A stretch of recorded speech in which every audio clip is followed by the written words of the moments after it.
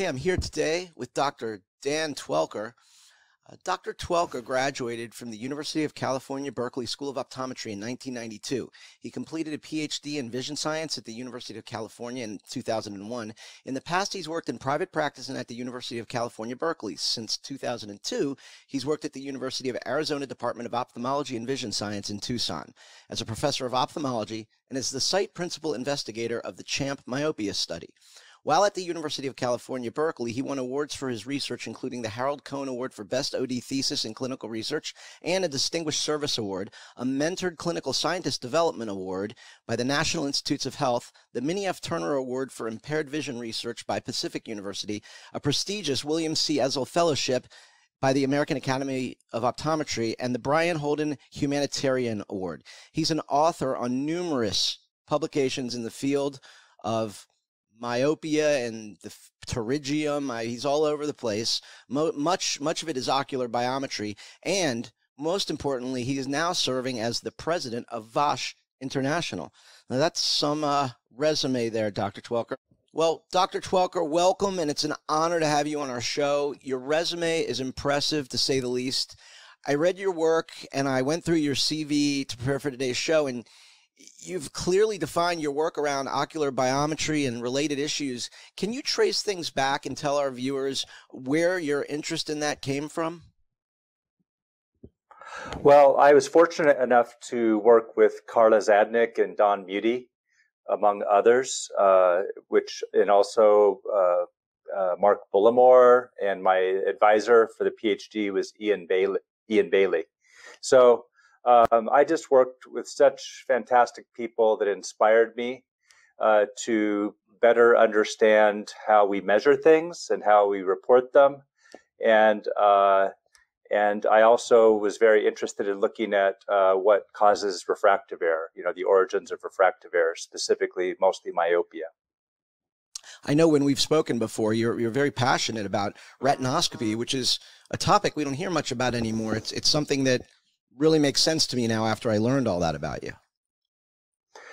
Well, I'm sure I'm preaching to the choir, but retinoscopy gives us more information than just about refractive error. We can learn about the ocular media.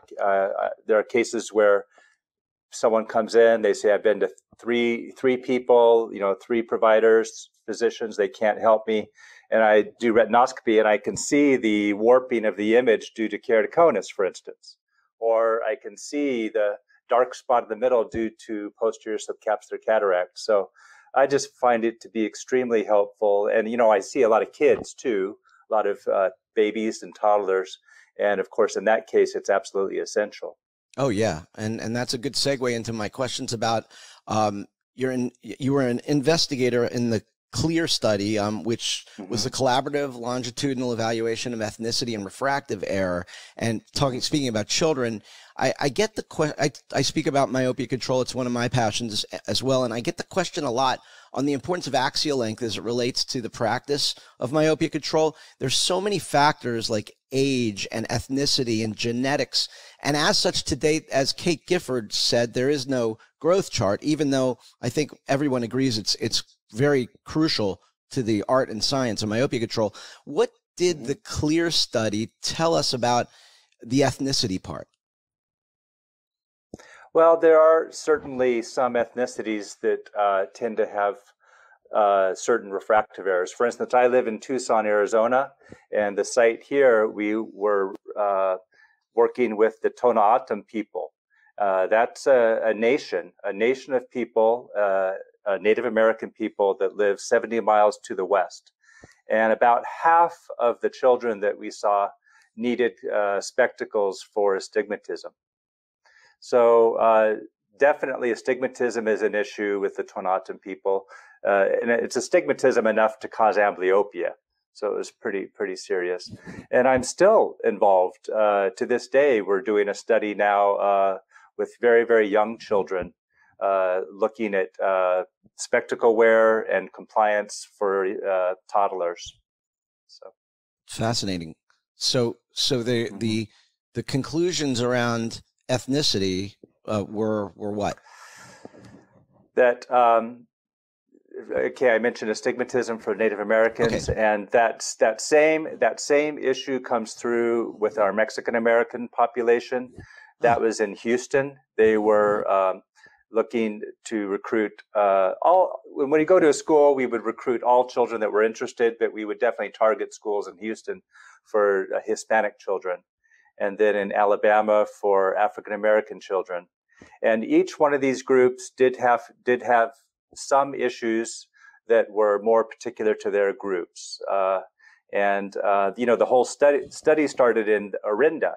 That was the Orinda longitudinal study of myopia. But in that case, the group was, I think, 97% Caucasian or white.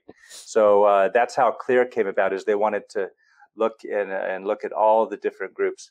But in general, eye growth is very similar among all groups as far as, I mean, in general, kids' eyes grow fairly similar. Certainly the astigmatism could affect that growth, though.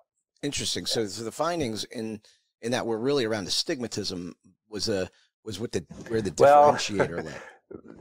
And myopia, of course, looking at myopia, because, for instance, we noticed, we did a survey early on, and we noticed that the kids that reported spending more time outside did not progress, did not become myopic, at least not as early.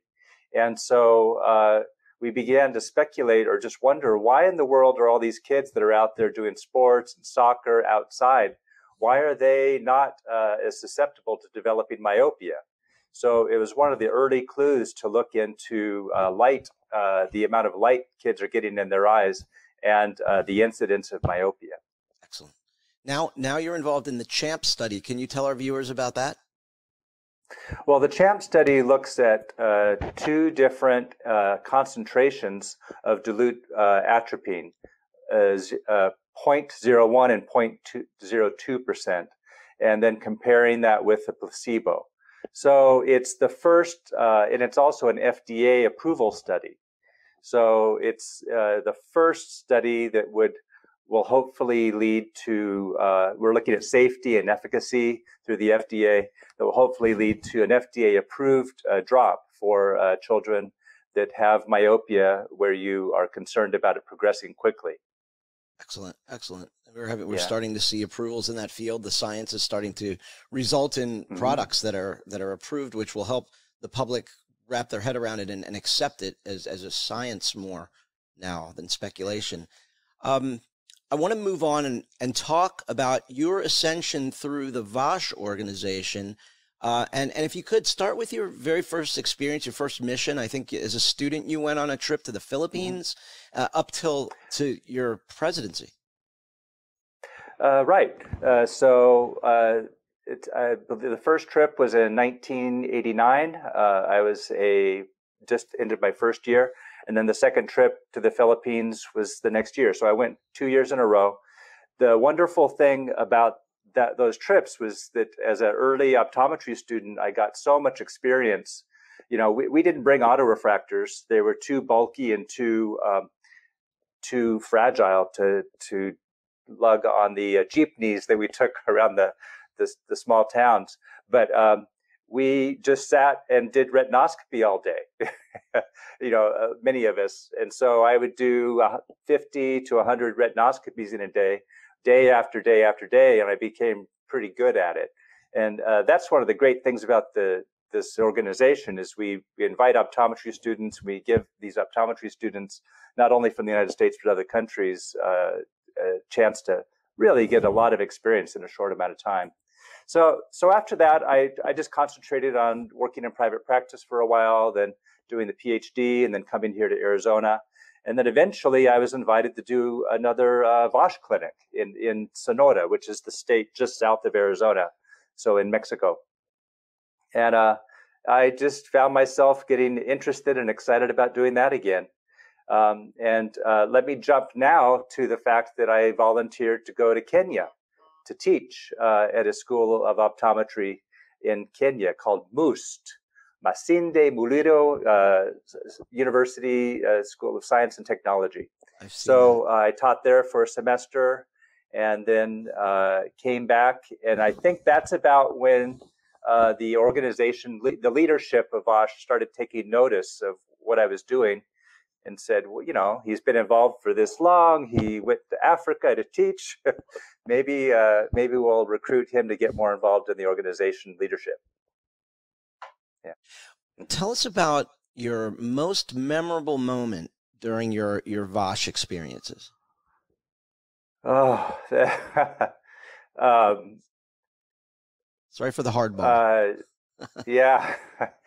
Well, I have several, but one of them, which just touches me to this day, is I was doing a clinic in Mexico, and there was a gentleman in his 40s in front of me who said that he wanted to work and he was trying to work, but he couldn't work because he couldn't see. And again, we're talking about retinoscopy. I bring up my retinoscope and start taking a look, and I couldn't see a very clear reflex coming through. And then we dilated the pupils, took a look inside, and he had dense cataracts. He had dense, I think it was nuclear sclerotic cataracts, which is a little early in age. But the point is, he couldn't see, and he was in tears. He just said, you know, I'm trying to provide for my family. I'm trying to do the best I can. I can't see to work. So it just showed me the importance of concentrating on the two most common causes of preventable blindness. And we know what those are. One is, of course, cataracts, which I've just mentioned. But the other is uncorrected refractive error. In other words, the need for spectacles. And in VOSH, that's definitely where we put our emphasis. And we love to work with ophthalmologists, for instance, from C International, who do cataract surgery. That's a great combination of people working together to help prevent this blindness that is, again, completely unnecessary if we were just able to address it better. That's really great. Have you seen or been exposed to Dr. Carey Gelb's Open Your Eyes movie? No, but I'm going to check that out. Okay. So it's exactly what you're talking about. He does a lot of things in the movie, getting the message to the public about optometry and the importance in general health care. But within the movie, he keeps going back to a family in Mexico with a gentleman, 100-year-old gentleman who had a very similar experience. A very vital guy, but he just couldn't see anymore. And they got him cataract surgery, and it's a great movie. I'll send you a link. But for anybody else out there who wants to see this, it's quite a work. It's optometry's real first movie that I know of. It's called Open Your Eyes by Dr. Carey Gelb. You can Google it as well and find out about it, but it's definitely worthwhile.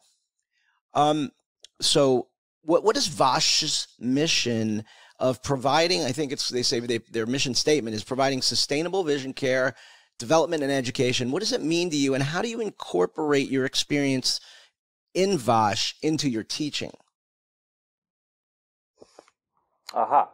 Well, VOSH started out 50 years ago doing mostly just clinics for a short-term clinics for a few days to a week in mostly in other countries. We have developed, which is still the foundation of VOSH for sure, but we have definitely moved into education, because we realized that just spending a few days or a week in a town or a city in another country isn't really going to address the ongoing need for eye care 24/7 year-round that is obviously necessary. So the idea is now we do these clinics, but we invite students from the United States, students from other countries, and we teach. And that way the information that is learned in that week can stay in the country, stay with these optometry students when they graduate, and then they will be providing care in cities and towns in their country, not just for a week, but for year round. So that's the type of sustainable eye care that we are truly concentrating on now as VOSH. Fantastic, fantastic. Now, you're also heavily involved with the Jorge Rodriguez, MD, Memorial Lectureship. Who was Dr. Rodriguez, right, and tell us about that event? Dr. Rodriguez was an ophthalmologist here in southern Arizona. When I first came here, he was working on a study, a cross-sectional study, looking at eye problems in the Hispanic community, the Mexican-American community in Tucson and south along the border in Nogales. So that's the Proyecto Ver study.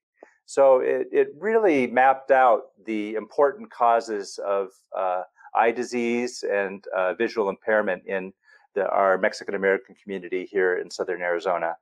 Sadly, within about a year of me arriving here to work in the area, he was actually he was doing cataract surgery, and he died from a heart attack during surgery.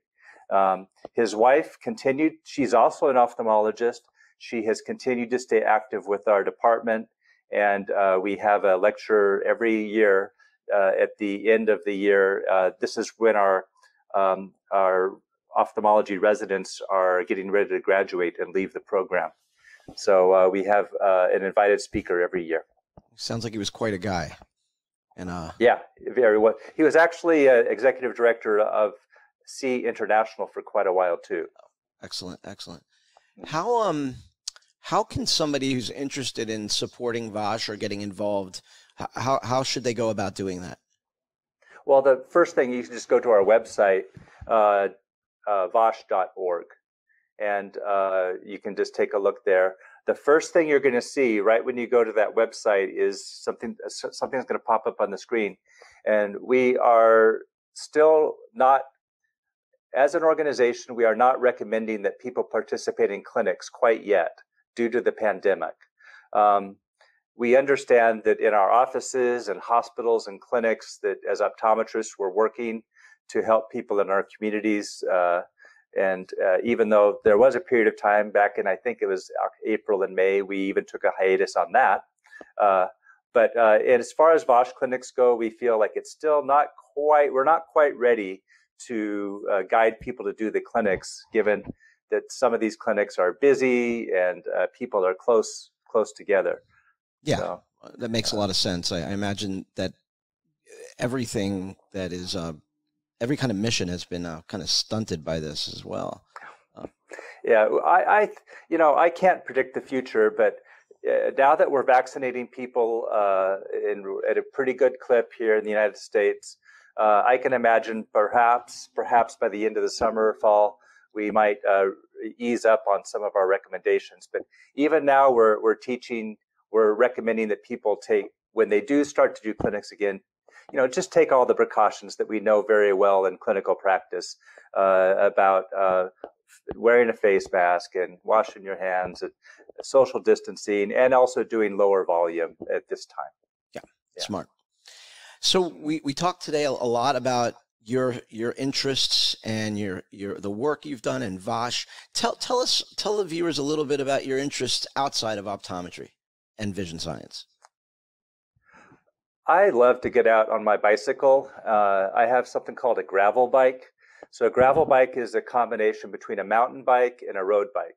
So it has road bike geometry. It has those drop handlebars. So when you ride it, you feel like you're out on a road bike, but it has mountain bike tires essentially and mountain bike components. So here in Southern Arizona, we just have hundreds and hundreds of miles of gravel roads, trails. Not necessarily real technical mountain bike type stuff, but just where you can get out on the road and go for miles and enjoy the fresh air and see the mountain vistas and our high desert vegetation. That's great. That's the place to be a biker for sure. I'm not the kind of person who's just going to sit around and not do much. I'm going to be out there. When I retire, I'm going to be out there on my bike on those gravel roads. I'm going to be out there doing seminars, probably in Africa, South America, Central America, and now that we've got this Zoom and other platforms like what you're using here, it's great to be able to teach here from Tucson also. That's fantastic. And I'll definitely stay based in Tucson going forward. I really do love it here and love the high desert. And it's also a little less expensive to live here than some places. So I definitely plan on staying based here, but I sure enjoy traveling and incorporating my love of optometry and teaching and all that. Excellent, excellent. Well, it sounds like you've got it all figured out, and it's going to be a great career into retirement, and where you're going to still be busy with all that stuff. Fantastic. Well, look, I want to thank you for taking time out of your busy day to talk to us and to let us know what you're up to and what you're doing. And, you know, congratulations on your presidency in VOSH.